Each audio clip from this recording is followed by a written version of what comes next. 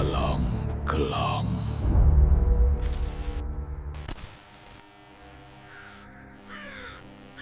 Sejak kecil, aku sudah sering dengar larangan dari orang tua di desa kami. Larangan itu bukan cuma sekali dua kali diucapkan, tapi seperti kalimat wajib yang selalu diulang setiap sore menjelang maghrib. Nadanya selalu sama, serius, tanpa bercanda. Seolah-olah kalimat itu menyimpan sesuatu yang terlalu berat untuk dijelaskan pada anak kecil. Kalau maghrib, jangan main dekat pohon beringin itu. Setiap kali kalimat itu keluar, suasana rumah selalu berubah jadi lebih sunyi. Ibu biasanya langsung menutup pintu depan. Bapak mematikan rokoknya. Dan nenek yang tinggal bersama kami akan menarik napas panjang sambil berbisik lirih. Entah doa apa. Waktu kecil, aku gak pernah benar-benar paham kenapa pohon itu begitu ditakuti. Buatku, itu cuma pohon besar di ujung desa. Tempat yang kelihatan sepi dan sedikit menyeramkan. Tapi tetap saja cuma pohon. Tapi makin aku besar, makin aku sadar kalau ketakutan orang-orang desa kami bukan ketakutan biasa. Ada sesuatu yang mereka tahu, tapi sengaja mereka simpan rapat-rapat. Pohon beringin tua itu berdiri sendirian di ujung desa, tepat di batas antara rumah warga dan jalan tanah yang menuju sawah. Nggak ada rumah yang berani dibangun terlalu dekat dengannya. Jarak paling dekat mungkin sekitar 50 meter. Itu pun rumah tua yang penghuninya jarang keluar malam. Batangnya sangat besar, sampai-sampai 5 orang dewasa yang berpegangan tangan pun belum tentu bisa melingkarinya. Kulit batangnya kasar, berwarna keabu-abuan, dengan bercak hitam seperti bekas terbakar. Padahal setahuku, belum pernah ada kebakaran di situ. Akar-akar pohon itu menjuntai ke tanah, seperti ular besar yang membeku. Beberapa akar muncul ke permukaan, membentuk lengkungan-lengkungan yang sering dipakai anak-anak buat duduk atau melampat-lampat di siang hari. Tapi anehnya, walau sering diinjak, akarnya tidak pernah patah atau rusak. Daunnya selalu rimbun, hijau gelap, bahkan saat musim kemarau panjang, ketika pohon-pohon lain meranggas dan menguning. Di bawah pohon itu, tanahnya selalu lembab, kadang becek. Walau sudah berhari-hari, tidak turun hujan. Yang paling aneh, udara di sekitar pohon itu selalu terasa dingin. Bukan dingin biasa seperti kena angin, tapi dingin yang menusuk pelan, bikin bulu kuduk berdiri tanpa alasan jelas. Bahkan siang hari, saat matahari terik dan jalanan desa panas, sampai kaki terasa perih. Begitu mendekati pohon beringin itu, rasanya seperti masuk ke tempat teduh yang salah. Sejuknya tidak menenangkan, malah bikin dada sesak. Orang-orang tua di desa sering bilang, jangan pernah berteduh di bawah pohon itu saat matahari hampir tenggelam. Jangan berdiri terlalu lama. Jangan melamun. Jangan menjawab kalau ada yang memanggil. Tapi semua itu cuma disampaikan setengah-setengah, tanpa penjelasan panjang. Seolah-olah kalau dijelaskan lebih jauh, sesuatu yang buruk bisa ikut keluar bersama ceritanya. Adikku, Raka, tidak pernah benar-benar peduli dengan larangan itu. Dia baru 6 tahun. Usia di mana rasa takut belum terbentuk sempurna. Buat Raka, pohon beringin itu cuma tempat bermain yang seru. Akar-akarnya bisa dijadikan benteng-bentengan. Batang besarnya bisa dipeluk, dan area di sekitarnya cukup luas untuk lari-larian. Apalagi Raka, termasuk anak yang aktif, susah, diam, dan cepat bosan kalau cuma disuruh main di halaman rumah. Ibu sebenarnya sudah sering mengingatkan Raka. Setiap sore, ibu selalu bilang, main boleh, tapi jangan keberingin. Jangan sampai maghrib belum pulang. Raka biasanya mengangguk sambil senyum. Tapi aku tahu, itu cuma anggukan formalitas. Begitu ibu lengah, Raka pasti lari lagi ke sana bersama beberapa teman sebayanya. Tapi sore itu berbeda. Teman-temannya tidak ada. Kebanyakan sudah dipanggil pulang lebih awal karena langit mendung sejak siang. Hari itu terasa lebih sunyi dari biasanya. Sejak pagi, suasana desa seperti berat. Angin jarang bertiup. Suara burung pun tidak seramai hari-hari lain. Aku ingat betul.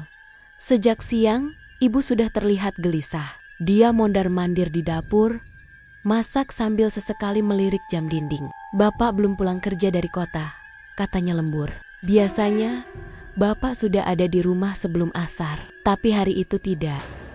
Aku sendiri sedang duduk di ruang depan, pura-pura membaca buku sekolah, sambil sesekali mengintip keluar jendela. Raka sejak habis makan siang, sudah minta izin main. Ibu sempat melarang karena cuaca terasa aneh, tapi Raka ngambek, bilang cuma sebentar. Akhirnya ibu mengalah. Dengan pesan yang diulang berkali-kali. Jangan keberingin, jangan jauh-jauh. Kalau dengar azan, langsung pulang. Raka mengangguk, lalu pergi sambil berlari kecil. Aku sempat melihat punggungnya menghilang di tikungan jalan. Entah kenapa, ada perasaan tidak enak yang tiba-tiba muncul di dadaku. Perasaan yang sulit dijelaskan, seperti firasat, tapi aku menepisnya. Aku pikir itu cuma perasaanku saja. Waktu berjalan pelan sore itu, jam dinding terasa lebih lambat dari biasanya. Ibu masih sibuk di dapur. Suara minyak panas dan sendok yang beradu dengan wajan terdengar berulang-ulang. Sesekali ibu memanggil nama Raka dari pintu, mungkin cuma memastikan dia masih di sekitar rumah. Tidak ada jawaban, tapi itu hal biasa. Raka memang sering pura-pura tidak dengar. Langit mulai berubah warna, biru cerah berganti jingga kusam. Lalu perlahan jadi abu-abu keunguan. Awan bergerak pelan, menutup matahari sedikit demi sedikit. Angin sore mulai terasa, tapi tidak membawa kesejukan. Justru seperti membawa bau tanah basah yang samar. Padahal belum hujan.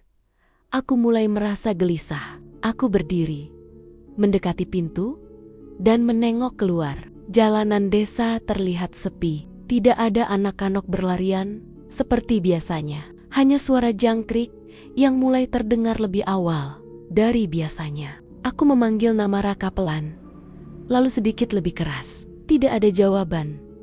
Ibu keluar dari dapur, mengelap tangannya dengan kain lap. Raka, belum pulang? Tanyanya.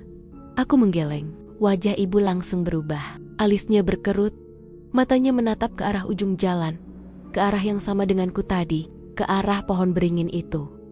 Ibu kan sudah bilang, gumamnya pelan, lebih ke dirinya sendiri daripada ke aku. Ibu mulai memanggil nama Raka dengan suara lebih keras. Nada suaranya mulai terdengar panik. Walau masih berusaha ditahan, aku ikut memanggil. Jantungku mulai berdetak lebih cepat. Setiap detik terasa makin berat. Lalu, dari kejauhan, terdengar suara azan maghrib. Suaranya menggema dari surau kecil di tengah desa. Biasanya, suara azan itu menenangkan. Tapi sore itu, suara itu justru membuat dadaku terasa ditekan. Seperti ada sesuatu yang salah. Sangat salah. Azan masih berkumandang, tapi Raka belum juga muncul. Ibu berdiri kaku di depan pintu. Tangannya gemetar, matanya mulai berkaca-kaca. Biasanya, dia sudah pulang sebelum maghrib. Katanya lirih. Aku tidak tahu harus menjawab apa. Aku cuma bisa berdiri di samping ibu, ikut menatap jalan kosong itu. Setelah azan selesai, suasana desa semakin sunyi. Tidak ada suara anak-anak. Tidak ada suara orang dewasa mengobrol. Seolah-olah semua orang sudah masuk ke rumah masing-masing. Aku merasa seperti kami satu-satunya yang masih berdiri di luar. Ibu akhirnya memanggil nama Raka dengan suara bergetar, hampir menangis. Tidak ada jawaban. Hanya suara angin yang tiba-tiba bertiup pelan, menggerakkan daun-daun pohon di kejauhan. Dari arah ujung desa, dari tempat pohon beringin itu berdiri, aku merasa ada sesuatu yang mengawasi. Bukan melihat secara langsung, tapi perasaan seperti ditatap dari balik sesuatu yang gelap. Aku menelan ludah, tenggorokanku terasa kering. Dalam hati, aku berharap Raka muncul sambil tertawa. Bilang dia cuma main agak jauh, tapi sampai detik itu, sampai langit benar-benar gelap dan lampu-lampu rumah mulai menyala satu persatu, Raka tidak juga pulang. Dan saat itulah aku sadar, larangan yang sering kami dengar sejak kecil bukan sekadar omongan kosong. Pohon beringin itu bukan cuma pohon tua. Dan sore itu, sesuatu telah mengambil adikku. Tepat ketika maghrib datang, kami mulai panik setelah azan maghrib banner-banner selesai dan Raka belum juga muncul. Ibu sudah tidak bisa menahan tangisnya. Suaranya pecah saat memanggil nama Raka berulang-ulang, seperti orang yang tenggelam dan berharap ada yang menyahut dari permukaan air. Tangannya mencengkeram lenganku kuat-kuat, seolah takut aku juga akan menghilang kalau dilepaskan. Aku bisa merasakan tubuh ibu gemetar, bukan karena dingin, tapi karena ketakutan yang perlahan berubah jadi firasat buruk. Tak lama kemudian, Bapak akhirnya pulang. Wajahnya terlihat lelah. Tapi begitu melihat ibu menangis di depan rumah, ekspresinya langsung berubah. Ibu menjelaskan dengan terbata-bata bahwa Raka belum pulang sejak sore. Bapak tidak banyak bicara, hanya mengangguk pelan, lalu mengambil senter kecil dari dalam rumah. Aku tahu dari sorot matanya, Bapak sedang berusaha tetap tenang. Walau di dalam hatinya, mungkin sudah muncul pikiran yang sama dengan kami semua. Kami mulai mencari ke sekitar rumah, ke jalan-jalan kecil di desa, memanggil nama Raka dengan suara yang makin lama makin putus asa. Bapak memanggil dengan suara keras, lantang, berharap suaranya bisa menjangkau sudut-sudut gelap. Ibu memanggil dengan suara bergetar, kadang diselingi tangisan. Aku ikut memanggil, tapi suaraku sering hilang di tenggorokan sendiri. Setiap kali tidak ada jawaban, jantungku seperti dipukul dari dalam. Beberapa tetangga mulai keluar rumah, tertarik dengan keributan kami. Mereka ikut membantu mencari, membawa senter. Ada yang memanggil nama Raka, ada yang menyusuri jalan ke arah sawah. Tapi tidak ada satupun tanda tanda keberadaan adikku. Jejak kaki pun tidak kelihatan jelas, karena tanah di sekitar desa kering dan berdebu. Seolah-olah Raka lenyap begitu saja. Semakin lama, suasana semakin aneh. Angin yang tadi sempat berembus tiba-tiba menghilang. Udara terasa berat, seperti menekan dada. Suara jangkrik yang biasanya ramai di malam hari mendadak mereda. Satu persatu menghilang, sampai akhirnya hampir tidak terdengar apa-apa. Desa kami yang biasanya hidup dengan suara malam mendadak terasa seperti tempat kosong. Tanpa sadar, langkah kami mengarah ke ujung desa, ke arah yang sejak sore tadi berusaha kami hindari untuk dipikirkan. Pohon beringin itu. Bapak berjalan paling depan, senter di tangannya menyapu tanah dan batang-batang pohon di sekitar. Ibu berjalan di sampingku, masih terisak pelan. Setiap beberapa langkah, dia berhenti, memanggil nama Raka, lalu melanjutkan lagi. Semakin dekat ke pohon beringin, udara terasa semakin dingin. Aku merapatkan jaketku, tapi dingin itu tidak berkurang, justru makin menusuk, seperti masuk lewat pori-pori kulit. Senter Bapak menyinari akar-akar besar yang menjuntai seperti cakar. Bayangan akar itu bergerak jerok di tanah, mengikuti goyangan tangan Bapak, membuatnya terlihat seperti sesuatu yang hidup. Aku tidak tahu kenapa, tapi kakiku terasa berat setiap melangkah. Ada rasa takut yang menahan, seperti ada suara di kepalaku yang menyuruh untuk berhenti dan kembali. Tapi aku tidak mungkin meninggalkan ibu dan bapak. Raka masih belum ditemukan. Saat kami sudah cukup dekat, tiba-tiba ibu berhenti berjalan. Tangannya mencengkeram lenganku lebih kuat dari sebelumnya. Aku menoleh ke arahnya dan melihat wajah ibu berubah pucat. Bibirnya terbuka sedikit, matanya membesar, menatap lurus ke depan, ke arah pohon beringin. Aku mengikuti arah pandangannya. Pada awalnya, aku tidak melihat apa-apa, selain batang pohon besar yang gelap dan akar-akar yang menjalar kemana-mana. Tapi kemudian, aku mendengarnya. "Raka, sini, sama ibu." Suaranya pelan, lembut, dan sangat familiar. Suara itu adalah suara ibu. Nada bicaranya, cara mengucapkan nama Raka, bahkan jeda di antara kata-katanya, Semuanya sama persis. Tubuhku langsung terasa lemas. Kakiku seperti kehilangan tenaga. Hampir saja aku jatuh kalau tidak ditahan oleh ibu. Masalahnya, ibu ada di sampingku. Aku menoleh cepat ke arah ibu. Wajahnya semakin pucat, hampir tidak ada warna. Matanya berkaca-kaca. Tapi bukan karena menangis. Itu adalah tatapan ketakutan yang murni. Tangannya gemetar hebat, sampai aku bisa merasakannya menular ke lenganku. "Mas, kamu?" "Dengar itu," bisik ibu pelan. Suaranya nyaris tidak keluar. Aku mengangguk kaku. Tenggorokanku terasa terkunci. Aku ingin bicara, ingin bertanya. Tapi tidak ada satupun kata yang bisa keluar. Suara itu terdengar lagi. Kali ini sedikit lebih jelas. Seolah-olah sumbernya mendekat. "Raka, ayo pulang. Ibu masak enak." Bapak yang berada beberapa langkah di depan kami langsung berhenti. Dia menoleh perlahan, menatap kami dengan wajah tegang. "Kalian dengar itu?" tanyanya pelan. Ibu mengangguk. Air mata mulai mengalir tanpa suara. Bapak menarik napas panjang, lalu mendekat ke kami.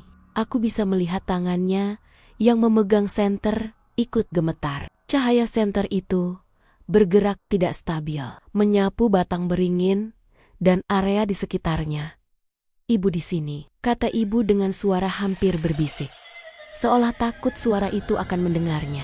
"Itu bukan ibu." Kalimat itu membuat bulu kuduku langsung berdiri. Ada sesuatu yang dingin menjalar dari tengkuk sampai ke punggung. Aku ingin menutup telinga, tapi rasanya percuma. Suara itu tidak datang dari luar saja, tapi seperti langsung masuk ke kepalaku.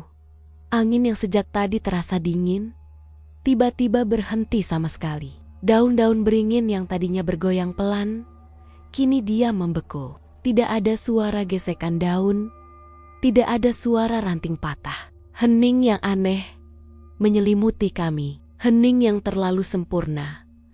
Di tengah keheningan itu, suara tadi terdengar lagi. Kali ini lebih dekat. "Raka, ibu di sini." Aku merasa jantungku akan meloncat keluar dari dada. Suara itu benar-benar identik dengan suara ibu. Bahkan aku, yang berdiri tepat di samping ibu, hampir saja terkecoh. Kalau aku sendirian di situ, tanpa ibu di sampingku, aku yakin aku akan mengikuti suara itu tanpa ragu. Ibu menutup mulutnya dengan tangan, berusaha menahan isak. Bahunya naik turun, napasnya tersengal. Aku bisa merasakan ketakutannya, dan itu membuat ketakutanku sendiri semakin menjadi. Bapak menatap pohon beringin dengan wajah tegang, seolah sedang menimbang sesuatu yang sangat berat. "Raka." Suara itu memanggil lagi. Sekarang terdengar seperti dari balik akar-akar besar pohon. "Kok lama? Ibu kangen?" Nada suaranya berubah sedikit. Ada sesuatu yang terasa tidak wajar. Terlalu manis, terlalu lembut, seperti dibuat-buat. Aku merasa mual, perutku mulas, keringat dingin mulai membasahi punggungku. Bapak akhirnya bersuara, dengan suara rendah tapi tegas. "Jangan dijawab, jangan ada yang jawab." Aku mengangguk cepat. Ibu juga mengangguk. Walau matanya terus menatap ke arah sumber suara, seperti orang yang terhipnotis. Aku takut ibu akan melangkah maju tanpa sadar. Tiba-tiba, dari arah pohon, terdengar suara langkah pelan. Bukan suara langkah kaki di tanah kering, tapi seperti sesuatu yang menyeret dirinya sendiri, perlahan, berat, dan tidak beraturan. Senter Bapak langsung mengarah ke sana, tapi yang terlihat hanya bayangan akar dan batang pohon. "Raka, ayo." Suara itu kini terdengar lebih rendah, hampir seperti bisikan tepat di belakang telinga. Aku menjerit kecil tanpa sadar. Aku yakin suara itu tadi benar-benar dekat. Terlalu dekat. Ibu langsung memelukku, tangannya dingin. "Jangan, jangan." Gumamnya berulung-uling, entah ditujukan pada siapa. Beberapa warga yang ikut mencari mulai berkumpul tidak jauh dari kami. Aku bisa melihat ketakutan di wajah mereka juga. Beberapa di antara mereka saling pandang, seolah sudah tahu apa arti semua ini, tapi tidak berani mengatakannya dengan suara keras. Seorang bapak tua berbisik, suaranya bergetar. Itu bukan manusia. Kata-kata itu seperti palu yang menghantam kepalaku. Dadaku terasa sesak. Aku ingin lari, menjauh dari tempat itu, tapi kakiku tidak mau bergerak. Aku merasa seperti terjebak dalam mimpi buruk yang tidak bisa diakhiri. Suara itu terdengar lagi. Kali ini lebih keras. Raka, pulang sama ibu. Dan pada saat itu, aku benar-benar yakin, apapun yang memanggil dengan suara ibu itu, bukanlah ibu. Dan apapun itu, sedang mencoba membawa Raka lebih jauh, ke tempat yang tidak seharusnya didatangi manusia. Warga desa akhirnya ikut membantu, setelah melihat sendiri kejadian aneh di dekat pohon beringin itu. Mereka tidak lagi bertanya-tanya, atau mencoba berpikir logis, seperti orang kota. Begitu suara yang meniru ibu terdengar, hampir semua orang langsung paham, meski tidak ada yang berani mengucapkannya dengan lantang. Beberapa ibu menarik anak-anak mereka masuk ke rumah. Pintu ditutup rapat, sementara para lelaki dewasa berkumpul di sekitar kami dengan wajah tegang. Lampu-lampu senter menyala, tapi cahayanya justru membuat bayangan semakin aneh. Seolah setiap sudut gelap menyimpan sesuatu yang bergerak. Seorang sesepuh desa akhirnya datang. Tubuhnya sudah tua, jalannya perlahan, dibantu tongkat kayu yang ujungnya sudah aus. Wajahnya keriput, tapi matanya tajam dan tenang, seperti orang yang sudah terlalu sering berhadapan dengan hal-hal yang tidak bisa dijelaskan. Begitu dia tiba, suasana yang tadinya ribut perlahan jadi lebih hening. Tidak ada yang berani memotong langkahnya atau berbicara sembarangan. Sesepuh itu berdiri menghadap pohon beringin, menatapnya lama sekali tanpa bicara. Bibirnya bergerak pelan, seperti membaca doa atau mantra dalam hati. Setelah itu, dia berbalik menghadap kami semua. Pandangannya berhenti pada ibu, lalu ke bapak, dan terakhir ke aku. Tatapannya membuat dadaku terasa makin sesak. Anaknya belum lama dibawa, katanya akhirnya, dengan suara serak tapi jelas. Kalau masih maghrib begini, biasanya belum terlalu jauh. Ibu langsung tersungkur, menangis lebih keras. Bapak mencoba menenangkan, tapi aku tahu bapak sendiri juga gemetar. Aku menatap sesepuh itu, berharap ada kata-kata yang lebih menenangkan. Tapi kalimat berikutnya justru membuat darahku seperti berhenti mengalir. Kemungkinan besar anak itu dibawa Wewe Gombel. Beberapa warga langsung menunduk. Ada yang menarik napas panjang, ada yang beristighfar pelan. Tidak ada yang terlihat terkejut, seolah nama itu memang sudah lama bersembunyi di pikiran mereka. Aku sendiri pernah dengar nama Wewe Gombel sejak kecil, tapi selalu dianggap cerita buat nakut-nakutin anak supaya tidak main sore-sore. Tapi malam itu, nama itu terdengar sangat nyata, sangat dekat, dan sangat mengerikan. Sesepuh itu mulai menjelaskan dengan suara pelan, tapi setiap katanya terasa berat. Katanya, Wewe Gombel bukan seperti hantu yang langsung menyakiti atau membunuh. Dia justru mendekati anak-anak dengan cara yang paling sulit dilawan.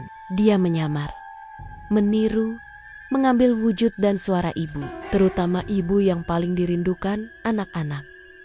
Biasanya, dia mengincar anak yang sering ditinggal, sering dibiarkan main sendiri, atau orang tuanya lagi lengah. Kata sesepuh itu sambil melirik ke arah ibu. Bukan tatapan menyalahkan, tapi tatapan yang penuh pengertian. Bukan karena orang tuanya jahat, tapi karena lengah sedikit saja, itu sudah cukup. Aku melihat ibu menangis makin keras. Tangannya menutup wajahnya sendiri, seperti tidak sanggup menerima kenyataan itu. Aku ingin memeluk ibu, bilang ini bukan salahnya, tapi kakiku terasa kaku. Sesepuh itu melanjutkan, katanya, Wewe Gombel membawa anak-anak itu ke tempatnya. Bukan tempat seperti rumah manusia, tapi ruang-ruang yang tersembunyi. Di balik akar pohon tua, di celah tanah lembab, di tempat yang gelap dan dingin. Tapi di mata anak-anak, tempat itu terlihat hangat, aman, seperti rumah. Di sana, anak itu dikasih perhatian, kata sesepuh itu. Dipeluk, dibelai, diajak bicara, dipanggil sayang. Hal-hal yang mungkin dia rindukan. Aku menelan ludah. Dadaku terasa perih. Aku membayangkan Raka, adikku, yang memang sering merengek minta ditemani bermain. Tapi seringkali aku abaikan karena sibuk dengan urusanku sendiri. Pikiran itu membuat kepalaku berdenyut. Tapi yang dikasih makan, sesepuh itu berhenti sejenak, seolah memilih kata, bukan makanan manusia. Beberapa warga menghela napas berat. Ada yang langsung menutup mulut, seperti menahan mual. Sesepuh itu tetap bicara. Meski suaranya makin pelan, anak-anak itu dikasih makan cacing, tanah, basah, kadang darah, kadang bangkai kecil. Hal-hal yang menjijikkan bagi kita. Ibu terisak keras. Aku merasa perutku mual, seperti ingin muntah. Tapi sesepuh itu belum selesai. Yang paling menipu, lanjutnya, di mata anak-anak itu, semua makanan itu berubah. Aku menatapnya dengan mata membesar. Berubah gimana, Mbah? Tanyaku tanpa sadar. Sesepuh itu menatapku lama. Berubah jadi makanan kesukaan mereka. Ayam goreng, nasi hangat, permen, kue, apapun yang bikin mereka senang. Aku merinding, bulu kudukku berdiri. Bayangan Raka tertawa sambil makan sesuatu yang dia kira enak. Padahal sebenarnya menjijikkan, membuat dadaku sesak sampai sulit bernapas. Makanya, anak-anak itu jarang menangis di sana. Kata sesepuh itu lagi, mereka tidak merasa disiksa. Mereka merasa dirawat. Kalimat itu terasa lebih menakutkan daripada teriakan atau ancaman. Aku tidak bisa membayangkan Raka merasa bahagia di tempat yang seharusnya menjadi mimpi buruk. Pikiran itu menghantamku keras. Seorang warga bertanya dengan suara gemetar, "Kalau begitu, anaknya masih hidup, Mbah?" Sesepuh itu mengangguk pelan, "Masih. Selama belum terlalu lama." "Kalau terlalu lama?" tanya warga lain. Sesepuh itu terdiam cukup lama sebelum menjawab. Kalau terlalu lama, anak itu bisa dibalikin, tapi jiwanya tidak utuh. Aku merasa tengkukku dingin. Tidak utuh gimana? Sesepuh itu menghela napas. Anak itu bisa pulang, badannya utuh, tapi pikirannya berubah. Sering melamun, sering bicara sendiri, kadang tertawa tanpa sebab, kadang takut pada hal-hal kecil. Ada juga yang kehilangan akal pelan-pelan. Ibu langsung berteriak kecil, menangis sambil menyebut nama Raka. Bapak memeluk ibu erat-erat, tapi aku bisa melihat wajah bapak yang kosong, seolah pikirannya sudah terbang ke masa depan yang menakutkan. Sesepuh itu menatap pohon beringin lagi. Wewe Gombel bukan makhluk yang kejam seperti yang sering diceritakan. Dia justru merasa dirinya menolong, mengasuh anak-anak yang menurutnya tidak cukup diperhatikan. "Kok bisa begitu?" tanyaku lirih. Karena semasa hidupnya, jawab sesepuh itu, dia juga kehilangan anak atau kehilangan kasih sayang. Rasa itu melekat sampai mati, lalu berubah jadi sesuatu yang salah. Udara terasa semakin dingin. Aku merasa seperti berdiri terlalu dekat dengan sesuatu yang tidak seharusnya diketahui manusia. Beberapa warga mulai berbisik-bisik, membahas kejadian lama di desa kami. Tentang anak yang dulu sempat hilang semalam, lalu kembali tapi jadi pendiam. Tentang bocah yang sering ketawa sendiri di dapur saat malam. Aku baru sadar, cerita-cerita itu bukan sekadar gosip, itu jejak. Sesepuh itu lalu memperingatkan dengan nada serius. Yang paling berbahaya, jangan sampai anak itu dipanggil dengan suara ibu terlalu lama. "Kenapa, Mbah?" Bapak akhirnya bicara. "Karena kalau anak itu sudah percaya sepenuhnya," kata sesepuh itu, "dia akan menganggap Wewe Gombel sebagai ibunya. Dan kalau sudah begitu, anak itu sendiri yang tidak mau pulang." Kalimat itu membuat kakiku lemas. Aku hampir tidak sanggup berdiri. Bayangan Raka menolak pulang, menolak kami. Karena merasa sudah menemukan ibu yang lebih perhatian, membuat kepalaku pusing. Sesepuh itu menatap kami satu persatu. Makanya kita harus cepat. Selama anak itu masih ingat rumahnya, selama hatinya belum sepenuhnya diambil. Ibu menatap sesepuh itu dengan mata merah. "Tolong, Mbah, tolong anak saya," katanya terisak. Sesepuh itu mengangguk pelan. "Kita usahakan, tapi ingat satu hal." "Apa, Mbah?" "Anak itu mungkin pulang," kata sesepuh itu pelan. "Tapi jangan berharap dia akan sama seperti sebelumnya." Kata-kata itu menancap dalam di kepalaku. Malam itu, di bawah bayangan pohon beringin tua, aku sadar bahwa kehilangan tidak selalu berarti hilang selamanya. Kadang, kehilangan berarti mendapatkan kembali sesuatu yang sudah berubah. Dan entah kenapa, perasaan itu terasa jauh lebih menakutkan. Malam itu juga, tanpa banyak perdebatan, warga desa sepakat melakukan apa yang disarankan sesepuh. Tidak ada yang berani menunda sampai pagi, katanya. Semakin lama anak itu berada di tangan Wewe Gombel, semakin besar kemungkinan hatinya terikat dan sulit dilepaskan. Langit sudah benar-benar gelap, bulan tertutup awan, dan hanya cahaya lampu rumah warga serta senter yang menerangi jalanan desa. Suasananya tegang, sunyi, dan terasa berat, seperti ada sesuatu yang menekan dari atas.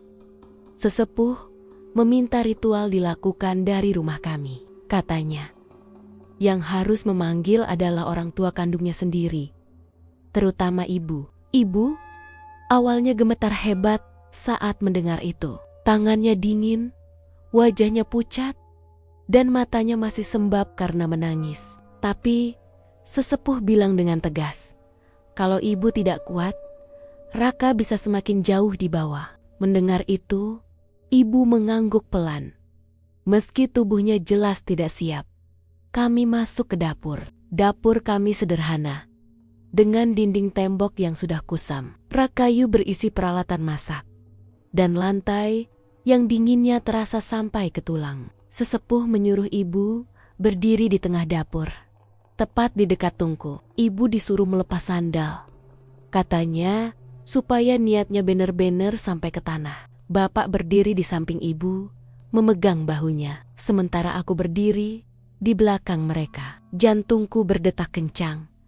Sesepuh lalu menyuruh ibu mengambil panci, wajan, dan sendok. Semua alat dapur yang bisa berbunyi keras. Ibu menatap alat-alat itu dengan ragu, seperti tidak mengerti bagaimana bunyi dapur bisa mengembalikan anaknya. Tapi sesepuh menjelaskan pelan, bunyi dapur adalah simbol rumah, simbol ibu, simbol tempat anak itu seharusnya kembali. Dengan membunyikannya, orang tua menunjukkan bahwa mereka sadar, menyesal, dan siap menjaga anaknya kembali. Saat ibu memegang panci dan sendok, tangannya masih gemetar, napasnya tersengal. Sesepuh menyuruhnya menutup mata, memikirkan wajah Raka, dan memanggilnya dalam hati. Setelah itu, ibu mulai memukul panci dengan sendok. Bunyi pertama terdengar pelan, ragu, seperti ibu takut membangunkan sesuatu yang seharusnya tetap tidur. Tok, tok. Bunyi itu menggema di dapur yang sempit, lalu ibu memukul lagi. Sedikit lebih keras, wajan ikut dibunyikan. Suaranya mulai beradu, menciptakan dentingan yang tidak beraturan. Awalnya terasa canggung, tapi sesepuh mengangguk, menyuruh ibu teruskan. Tak lama, warga di luar rumah ikut membunyikan alat dapur mereka masing-masing. Ada yang memukul panci, ada yang membenturkan tutup panci ke lantai, ada yang menggesek sendok ke wajan. Bunyi-bunyian itu menyatu, memenuhi udara malam. Suaranya keras, bising, dan menusuk telinga, tapi anehnya terasa penuh harap. Ibu mulai memukul lebih keras. Air matanya mengalir deras, jatuh ke lantai dapur. Sambil memukul, ibu mulai memanggil nama Raka dengan suara bergetar. Raka, nak, pulang. Nak, ibu. Di sini, setiap kali nama Raka disebut, aku merasakan dadaku seperti diremas. Aku ikut menangis tanpa suara. Bapak menggenggam tangan ibu, mencoba memberi kekuatan. Tapi aku bisa melihat wajah bapak yang pucat dan rahangnya yang mengeras menahan emosi. Bunyi dapur semakin lama semakin keras. Ritmenya tidak teratur, tapi justru itu yang membuat suasananya terasa semakin mencekam. Seolah-olah seluruh desa sedang berteriak dalam bahasa yang tidak dimengerti manusia. Suara itu menggema sampai ke ujung desa, memantul di dinding rumah, di pepohonan, dan akhirnya menuju satu tempat yang sama. Pohon beringin tua, tiba-tiba angin berembus kencang, pintu dapur berderit pelan, lampu di dapur berkedip sebentar, membuat bayangan kami bergoyang di dinding. Aku merinding, bulu kuduku berdiri, dan ada rasa dingin yang menjalar dari kaki sampai ke tengkuk. Lalu, di tengah bunyi dapur yang riuh, terdengar suara lain, tertawa. Suara tertawa itu datang dari kejauhan, dari arah pohon beringin. Awalnya pelan, hampir tertutup bunyi panci dan wajan. Tapi lama-lama, semakin jelas. Tertawanya berat, serak, dan panjang, seperti suara perempuan tua yang sudah terlalu lama hidup dengan kesedihan. Bunyi dapur sempat terhenti sesaat. Ibu refleks, berhenti memukul, menoleh ke arah pintu. Sesepuh langsung menegur, menyuruh ibu teruskan, jangan berhenti. Dengan tangan gemetar, ibu kembali memukul panci. Kali ini lebih keras, seperti melawan suara tertawa itu. Tertawa itu semakin dekat, sekarang terdengar jelas di luar rumah. Suaranya membuat perutku mual. Kepalaku pusing, aku merasa seperti ditertawakan. Bukan cuma didengar, seolah-olah sesuatu di luar sana sedang menikmati kepanikan kami. Beberapa warga di luar berteriak, memberi tanda bahwa sesuatu sedang muncul di dekat pohon beringin. Aku memberanikan diri mengintip keluar pintu dapur. Dari kejauhan, di bawah cahaya senter yang bergoyang-goyang, aku melihat sosok itu. Seorang perempuan tua berdiri di dekat pohon beringin. Rambutnya panjang, hitam, kusut, menutupi hampir seluruh wajahnya. Tubuhnya membungkuk, tapi tinggi. Dadanya menjuntai panjang sampai ke perut. Bergerak pelan mengikuti napasnya. Kulitnya pucat keabu-abuan, seperti tanah lembab. Dari balik rambut yang menutupi wajah, sepasang mata merah menyala menatap ke arah kami. Aku langsung menutup mulutku agar tidak berteriak. Tubuhku gemetar, hebat, kaki rasanya ingin lari, tapi tidak bisa digerakkan. Sosok itu tertawa lagi, lebih keras, dan mulai melangkah mendekat. Setiap langkahnya terasa berat, seperti tanah ikut bergetar. Sambil tertawa, dia bicara, suaranya bara-buba. Kadang seperti perempuan tua, kadang seperti ibu yang lembut. Anak ini sudah aku rawat, katanya panjang, penuh ejekan. Aku kasih makan, aku peluk, aku sayang. Ibu menangis histeris sambil terus memukul panci. Raka, anakku, pulang. Nak, pulang sama ibu, teriaknya. Suaranya pecah, hampir tidak terdengar di antara bunyi dapur dan tawa itu. Sosok itu berhenti, tepat di bawah pohon beringin. Dia mengangkat kepalanya sedikit, membuat sebagian wajahnya terlihat. Kulit wajahnya keriput, mulutnya tersenyum lebar dengan jiji-jiji yang tidak beraturan. Matanya yang merah menatap kami satu persatu, lalu berhenti pada ibu. Kamu baru ingat sekarang? Katanya dengan suara mengejek. Waktu dia sendiri, aku yang datang. Kalimat itu membuat ibu terisak semakin keras. Aku merasa marah, takut, dan bersalah bercampur jadi satu. Aku ingin berteriak, ingin menyuruh sosok itu pergi, tapi lidahku terasa keluh. Sesepuh berdiri di depan, mengangkat tangannya, membaca doa dengan suara tegas. Beberapa warga ikut membaca doa, meski suara mereka bergetar. Bunyi dapur terus berlanjut, semakin kacau, semakin keras. Seolah-olah seluruh desa sedang memanggil satu nama yang sama. Tiba-tiba, sosok itu menggeram pelan. Tertawanya berhenti. Udara terasa semakin dingin. Dia menoleh ke arah akar-akar besar pohon beringin, lalu berkata dengan suara berat, "Kalau memang mau, ambil." Dan pada saat itu, sesuatu bergerak di balik akar pohon. Aku melihat bayangan kecil muncul pelan. Jantungku hampir berhenti.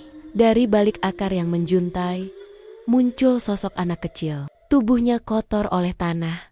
Bajunya kusut, rambutnya akak-kokon. Itu Raka. Ibu menjerit histeris, menjatuhkan panci dan sendok dari tangannya. Bunyi dapur langsung berhenti. Semua mata tertuju pada Raka. Dia melangkah pelan, keluar dari balik akar. Wajahnya kosong, matanya menatap lurus ke depan, tanpa ekspresi. Tidak ada senyum, tidak ada tangis. Aku ingin berlari menghampirinya, tapi sesepuh menahan kami. "Jangan dulu," katanya tegas. Sosok perempuan tua itu menatap Raka dengan mata merahnya, lalu menatap ibu. "Jaga dia," katanya dingin. Kalau tidak, aku datang lagi." Setelah itu, tubuhnya perlahan memudar. Rambut hitamnya seperti menyatu dengan bayangan pohon. Dalam hitungan detik, sosok itu menghilang, meninggalkan udara yang masih dingin dan bau tanah basah yang menusuk. Raka berdiri diam beberapa saat, lalu tiba-tiba jatuh terduduk di tanah. Ibu langsung berlari memeluknya, menangis sambil memanggil namanya berkali-kali. Raka tidak melawan, tapi juga tidak membalas pelukan itu. Matanya tetap kosong, menatap ke arah dapur, seolah mencari sesuatu. Malam itu, Raka kembali ke rumah. Tapi sejak detik pertama aku melihat matanya, aku tahu satu hal yang tidak berani kuucapkan. Adikku memang kembali, tapi sesuatu dari dirinya tertinggal di bawah pohon beringin tua itu. Raka dikembalikan malam itu juga. Secara fisik, tidak ada yang aneh. Tubuhnya utuh, tidak ada luka, tidak ada bekas cakaran, tidak ada darah. Bahkan napasnya teratur, kulitnya hangat, seperti anak yang baru tertidur setelah kelelahan bermain. Kalau orang lain melihatnya sekilas, mungkin akan berpikir semua sudah selesai. Anak yang hilang sudah pulang. Masalah sudah berakhir. Tapi aku tahu, sejak pertama kali menatap matanya di bawah pohon beringin itu, ada sesuatu yang berubah. Sesuatu yang tidak bisa dijelaskan dengan kata-kata, tapi terasa jelas di dada. Raka tidak menangis saat dipeluk ibu, tidak meronta, tidak memanggil, tidak bertanya kenapa banyak orang berkumpul. Dia hanya diam, tubuhnya lemas, tapi matanya terbuka, tatapannya kosong. Seperti melihat sesuatu yang tidak bisa kami lihat. Sesepuh desa sempat berpesan sebelum pergi. Suaranya pelan tapi tegas. "Apapun yang kalian lihat setelah ini, jangan panik, jangan marah, jangan bertanya terlalu keras. Anak itu baru pulang." Kami mengangguk, meski tidak benar-benar mengerti maksudnya. Malam itu, Raka dibaringkan di kamarnya. Ibu membersihkan tubuhnya dengan air hangat, mengelap tanah yang masih menempel di sela-sela jarinya. Raka menurut saja, tidak mengeluh, tidak bicara. Saat ibu menyuapinya nasi dan lauk, Raka membuka mulut dengan patuh, mengunyah pelan, lalu menelan. Tidak ada ekspresi senang, tapi juga tidak menolak, seperti mesin kecil yang menjalankan perintah. Aku duduk di depan pintu kamar, memperhatikan dari jauh. Setiap kali Raka mengunyah, aku teringat kata-kata sesepuh tentang makanan yang bukan makanan manusia. Perutku mual. Aku bertanya-tanya, apakah Raka masih melihat nasi dan lauk itu sebagai apa adanya, atau masih melihatnya sebagai sesuatu yang lain? Malam semakin larut. Warga satu persatu pulang. Rumah kami kembali sepi. Bapak duduk di ruang tengah, tidak banyak bicara, hanya sesekali menghela napas panjang. Ibu tertidur di samping Raka, kelelahan setelah menangis dan berteriak seharian. Aku sendiri tidak bisa tidur. Setiap kali memejamkan mata, bayangan perempuan tua berambut panjang itu muncul lagi, tertawa di bawah pohon beringin. Sekitar tengah malam, aku mendengar suara pelan dari arah dapur. Awalnya, aku kira cuma suara tikus atau angin, tapi suara itu berulang. Pelan, teratur, seperti langkah kaki kecil yang menyentuh lantai. Aku membuka mata.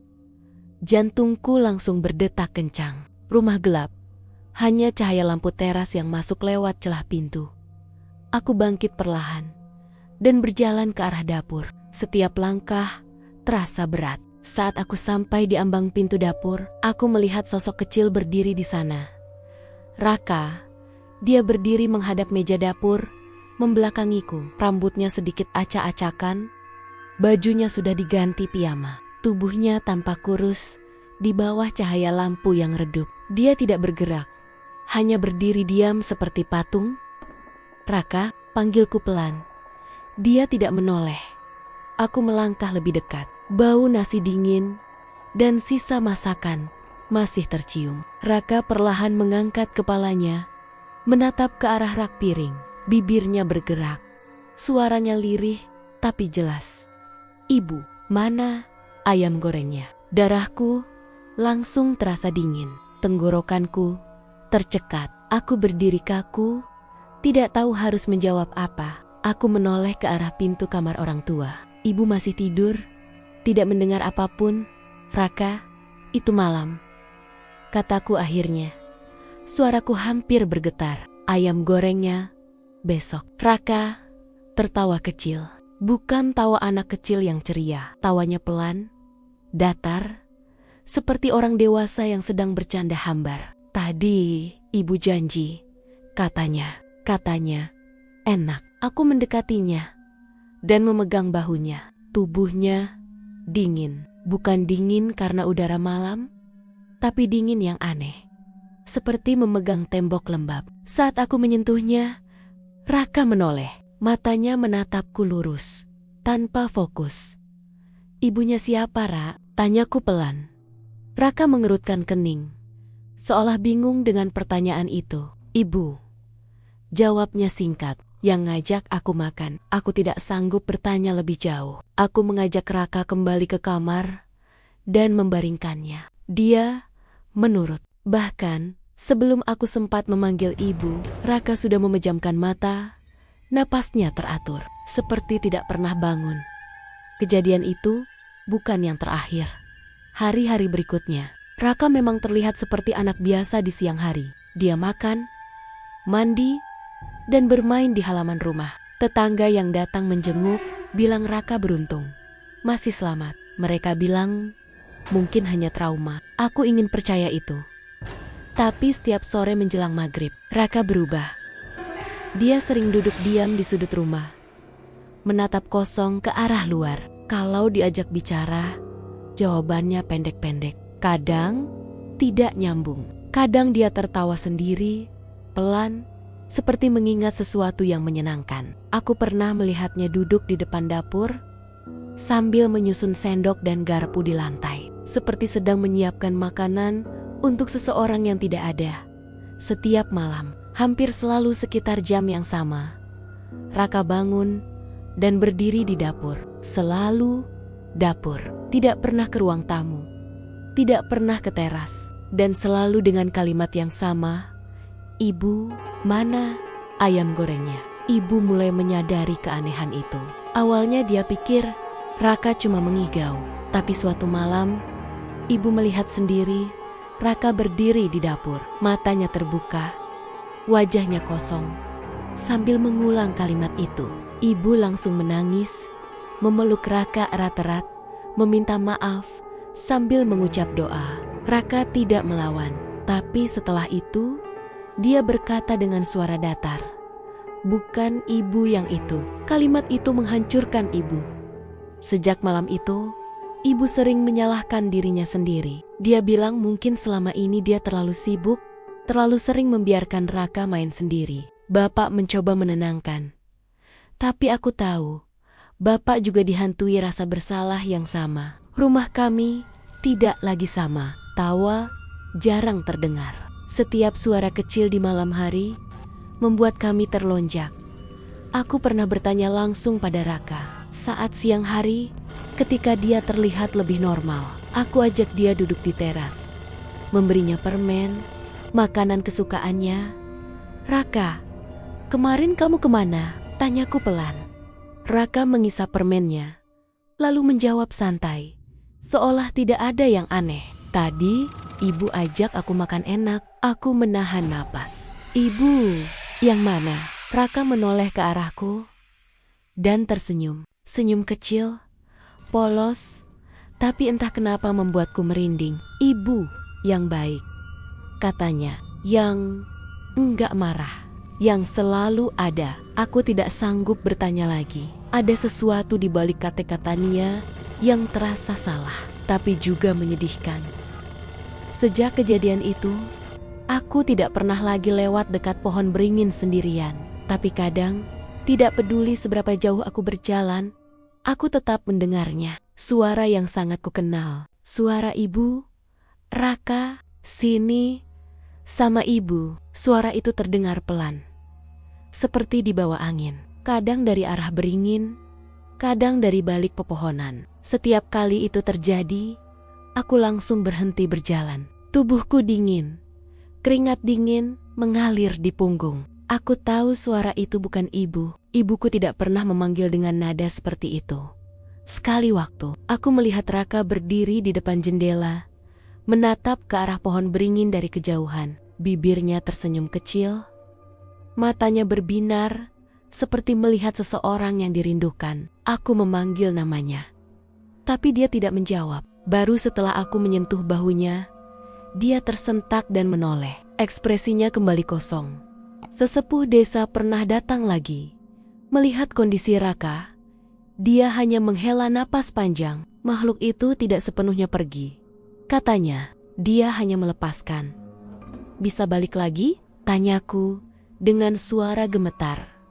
Sesepuh itu menatapku lama. Selama anak itu masih dipanggil, selama masih diingat sebagai ibu yang lain, ikatannya belum putus. Sejak itu, setiap maghrib, ibu selalu menutup pintu rapat-rapat. Alat dapur tidak pernah dibiarkan berserakan. Doa dibaca lebih sering, tapi suara itu tetap kadang datang, pelan, licik, meniru dengan sempurna. Dan sekarang, bertahun-tahun kemudian, setiap kali aku melewati ujung desa, setiap kali aku melihat pohon beringin tua itu berdiri rimbun dan diam, aku masih mendengarnya. Bukan suara ibuku yang sekarang, yang lelah dan penuh penyesalan, tapi suara yang lembut, hangat, dan terlalu sempurna. Dan aku yakin, dengan keyakinan yang membuat dadaku sesak setiap kali mengingatnya, Wewe Gombel belum benar-benar pergi. Dia hanya menunggu.